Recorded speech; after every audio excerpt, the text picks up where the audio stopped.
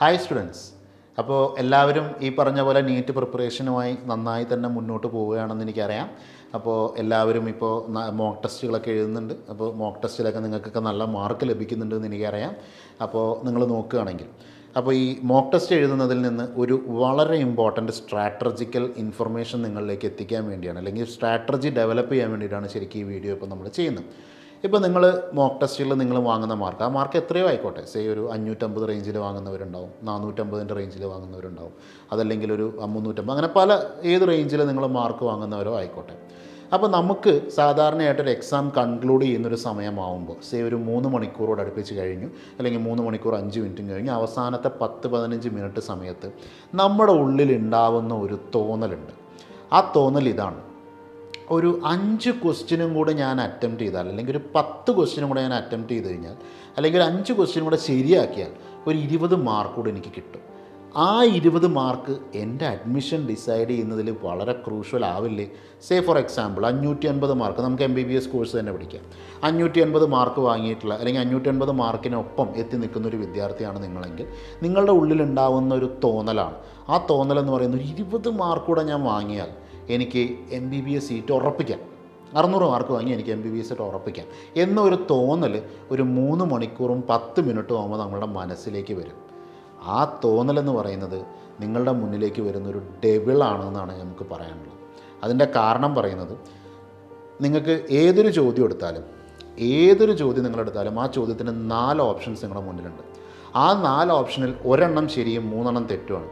അതായത് 3 നമ്മൾ ഒരു ചോദ്യത്തിൻ്റെ വ്യക്തമായ ഉത്തരം നമുക്കറിയില്ലെങ്കിൽ നമ്മൾ ആ ഒരു ഉത്തരം ഗെസ് ചെയ്യാം എന്നുള്ളൊരു തീരുമാനം നമ്മളെടുത്താൽ, നമ്മളുടെ മുന്നിൽ ആ ക്വസ്റ്റ്യൻ മാർക്ക് ചെയ്യുമ്പോൾ 3 സാധ്യത അത് തെറ്റാനും 1 സാധ്യത അത് ശരിയാവാനുമാണ്. അപ്പോൾ അങ്ങനെ നോക്കുമ്പോൾ നമുക്ക് തെറ്റാനുള്ള സാധ്യത, അല്ലെങ്കിൽ തെറ്റാനുള്ള പ്രോബബിലിറ്റി എന്ന് പറയുന്നത് വളരെ കൂടുതലും, ശരിയാവാനുള്ള പ്രോബബിലിറ്റി എന്ന് വളരെ കുറവുമാണ്. അപ്പോൾ നമ്മൾ ആലോചിക്കേണ്ടത്, നമ്മളിനി ഈ ഒരു കാര്യം മനസ്സിലാക്കിയതിന് ശേഷം നമ്മുടെ 580 മാർക്കുമായി നിൽക്കുന്നൊരവസ്ഥയിലേക്ക് വരാം. ഈ 580 മാർക്ക് എന്ന് പറയുന്നത് വളരെ ക്രൗഡഡ് ആയിട്ടുള്ളൊരു സ്പേസാണ്. ക്രൗഡഡ് ആയിട്ടുള്ള സ്പേസ് എന്ന് പറഞ്ഞു കഴിഞ്ഞാൽ ഞാൻ ഉദ്ദേശിച്ചത്, ആ ഒരു പോയിന്റിൽ നിന്ന് 1 മാർക്ക് നിങ്ങളുടെ മുകളിലേക്ക് പോവുക. നമ്മുടെ ഇന്നസെൻ്റ് പറഞ്ഞ പോലെ ഒന്ന് അങ്ങോട്ടോ ഒന്ന് ഇങ്ങോട്ടോ മാറിയാൽ നിങ്ങളുടെ റാങ്കിലുള്ള മാറ്റം അത്ര ചെറുതായിരിക്കില്ല. 1 മാർക്ക് കൂടിയാൽ നിങ്ങളുടെ റാങ്ക് കൂടുന്നത് ഒരു 500 ആയിരിക്കും. 1 റാങ്ക് കുറഞ്ഞാൽ നിങ്ങളുടെ റാങ്ക് കുറയുന്ന ഈ പറഞ്ഞ ഇതേ നമ്പറിൽ ഒരു 300-400 നമ്പറിൽ റാങ്ക് കുറയും. അപ്പം നമ്മൾ മനസ്സിലാക്കേണ്ടത്, ഇത് കൂടാനുള്ള സാധ്യത പോലെ തന്നെ, അല്ലെങ്കിൽ അതിൻ്റെ 3 ഇരട്ടി സാധ്യത ഇത് കുറയാനുണ്ട് എന്നുള്ളതാണ്. അപ്പോൾ നമ്മൾ ഒരിക്കലും അത്തരത്തിലുള്ള ടെംപ്റ്റേഷൻസിലേക്ക് പോകാൻ പാടില്ല. നിങ്ങളെല്ലാവരും മെഡിക്കൽ വിദ്യാർത്ഥികളാകണമെന്ന് ആഗ്രഹിക്കുന്ന ആൾക്കാരാണല്ലോ. നല്ലൊരു ഷുഗർ പേഷ്യൻറ്റിൻ്റെ മുന്നിൽ, നല്ല ഷുഗറുള്ള ഒരു 1000-400 ഷുഗറുള്ള ഒരു പേഷ്യൻറ്റിൻ്റെ മുന്നിൽ നല്ലൊരു പാൽപ്പായസം കൊണ്ടുവച്ച് കഴിഞ്ഞാൽ അയാൾക്കത് കുടിക്കാൻ തോന്നും.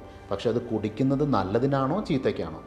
നമുക്കറിയാം, ചിലപ്പോൾ വേണമെങ്കിൽ 2 ഗുളിക കൂടുതൽ നിന്നാൽ കുഴപ്പമൊന്നും ഉണ്ടാവില്ല എന്ന് പറയാം. പക്ഷേ അതേപോലൊരു സാധ്യതയുണ്ട് അതൊരു കുഴപ്പത്തിലേക്ക് എത്താൻ. അപ്പം നിങ്ങളുടെ കാര്യത്തിൽ കുഴപ്പത്തിലേക്ക് എത്താനുള്ള സാധ്യത എത്രയാണോ അത് വളരെ കൂടുതലും, കുഴപ്പത്തിലേക്ക് എത്താതിരിക്കാനുള്ള സാധ്യത വളരെ കുറവുമാണ്. അതൊരു പ്യുവർ ഭാഗ്യപരീക്ഷണമാണ്.